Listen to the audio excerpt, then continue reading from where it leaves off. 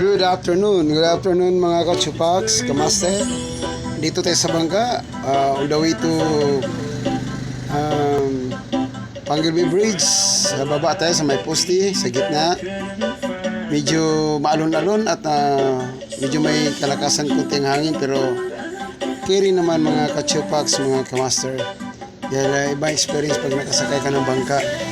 Ito lang ang uwi para makapunta tayo sa ilalim ng Panggilby Bridge sa may poste mga master.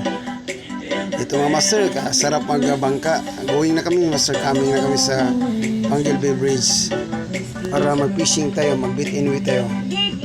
Andito na tayo mga master sa Panggilby Bridge. Tingnan nyo master yung bridge natin. Ang ganda ng view master.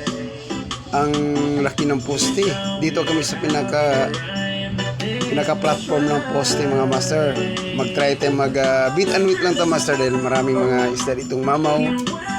May mga laya at pugapon na malalaki, mga 5 kilo o 6 na kilo daw. So papainan natin sila ng isda na malaki-laki o kaya hipon. Hipon na okay lang patay, okay lang basta sariwa pa. Yun ang mabango sa panlasa nila mga master. Samahan nyo ko master ha, magpipishing tayo at magbibit-in-wit tayo. Baka bibiyaan tayo ni Lord ng magandang kuha ngayon sa araw na to. Dito iba klase na to master, extreme fishing to dahil nasa gitna tayo ng maalon-alon at sa gitna ng tulay.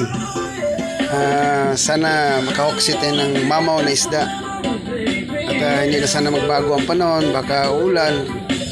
Sana protektahan tayo ni Lord sa araw na to mga master, mga kachupax.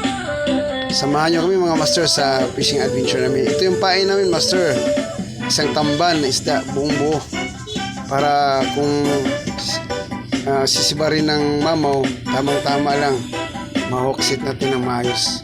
Ay mga master, ang ganda ng panahon pero medyo maalon-alon lang ng konti. Malakas ang galaw, ang current ng tubig mga master. Marami ring nag-fishing dito mga master, nakabangka. Dahil hanap buhay na nila yun. So mga master, antay muna tayo ng konti, baka siswertihin tayo mga master.